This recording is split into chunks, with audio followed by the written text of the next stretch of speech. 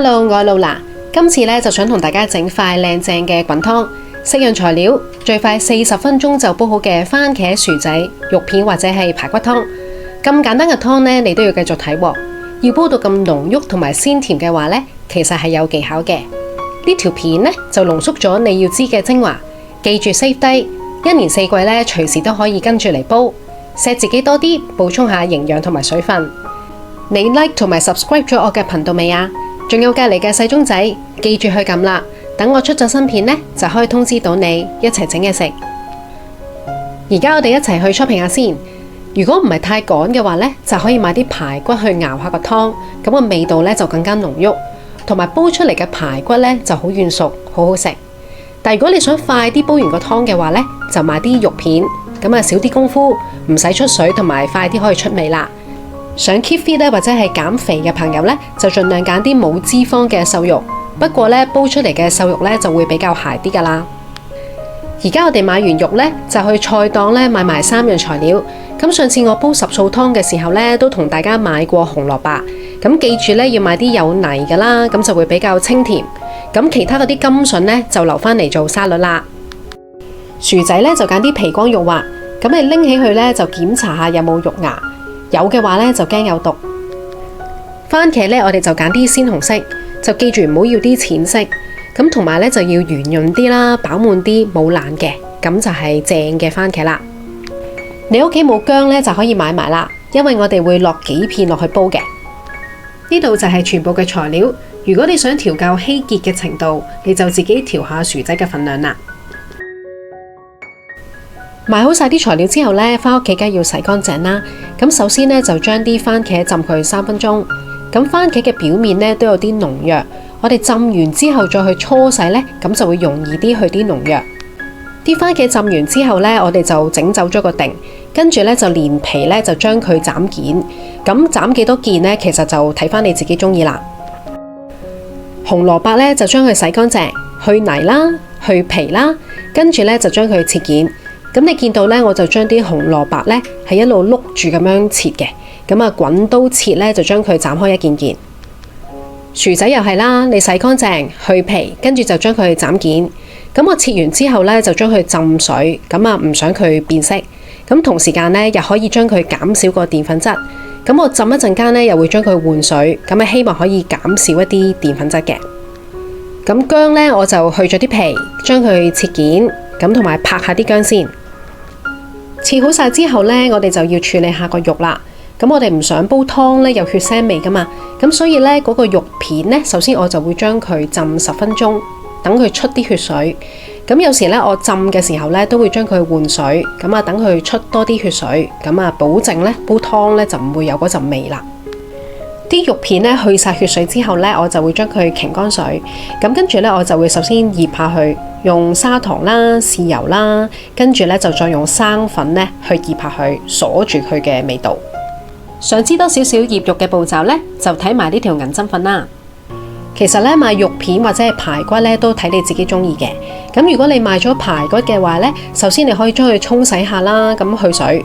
咁跟住呢，就將佢飛水2分鐘，等佢啲血水啊、雜質啊、啲垃圾呢，就等佢蒲出嚟。咁飛完水之後呢，我哋就再洗乾淨。咁成個排骨呢，其實你就唔需要去醃佢都 OK 嘅。另外呢，我就會準備2粒蜜棗去調下個味。而家可以開火啦。咁我哋首先燒紅咗隻鑊，加啲油。可能你都煲過番茄薯仔湯噶啦，但係咧點解會係淡啦，同埋唔夠濃郁嘅呢？其實有一個重點咧，你要記住，就係咧要將啲材料咧要爆香，跟住先煲咧。呢個秘訣咧，你記住，以後煲番茄薯仔魚湯啦、牛肉湯啊，或者係羅宋湯咧，都啱用嘅。煲出嚟嘅湯咧就會更加濃郁同埋香噶啦。今次咧我就將番茄同埋薯仔咧去爆香佢，特別咧就令到番茄入面嘅脂溶性營養素，好似茄紅素咧就更加容易溶解。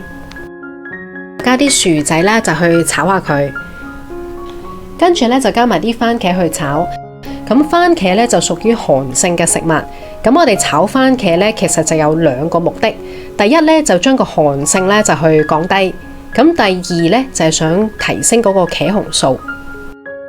咁大家炒嘅時候呢，記住都要睇火，同埋要不停咁炒咯。大火呢就會燶。咁炒到呢啲番茄呢就變軟身啦，同埋佢有啲漿走出嚟，咁就差唔多啦。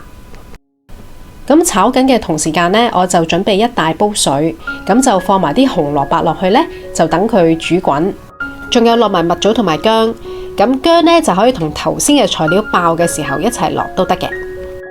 落埋排骨或者肉片。咁等一陣呢，將炒好嘅嘢呢就放埋落去煲，咁就 OK 啦。啲材料爆好晒之後呢，我就將啲番茄呢就全部落晒喺啲水入面。咁但係剩翻嘅薯仔呢，我就留翻一半，晏啲先會落嘅。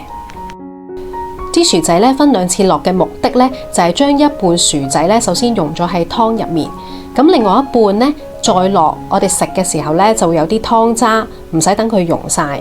咁食落去嘅時候呢，就更加有層次感啦。但係如果你想快啦，唔想咁麻煩嘅話呢，你亦都可以一開始嘅時候呢，就將啲薯仔全部落晒去。咁成煲湯呢，我就用大火，首先將佢煲30分鐘，跟住呢，就將佢轉細火。如果你煲咗30分鐘呢，再打開過嚟望下呢，你已經見到個色水呢已經好靚噶啦。呢個湯呢，實在係好容易整，咁所以呢，今次就好想同大家分享呢個咁快煲完嘅湯，又好滋潤。咁番茄呢個味有啲酸酸地啦，咁佢有少少寒性，咁所以呢，我哋又加翻片薑落去中和翻。咁番茄呢，就可以幫我哋健胃消滯、生津止渴。薯仔呢，又係好有營養，咁只要你適量咁樣食呢，其實都可以幫我哋減肥㗎。呢款湯呢就係好好味啦，咁同埋湯渣呢又食得，可以增加我哋嘅飽肚感。咁而家你學識咗呢，就唔使成日飲出面嘅味精湯啦。咁但係要記住呢，如果你胃酸過多嘅話呢，咁就唔係太適宜飲番茄嘅湯啦。咁煲好晒之後呢，你就自己落啲鹽呢去調味呢，咁就煲完噶啦。咁今日想同大家分享嘅番茄薯仔肉片或者係排骨湯就已經整完啦，實在係好好味。你哋都要試下整，希望你都中意今日嘅分享。記住 like 同埋 subscribe 我嘅 channel， 同埋分享出去，叫屋企人或者朋友整俾你飲啊！多謝晒，希望下次再同大家空氣中分享。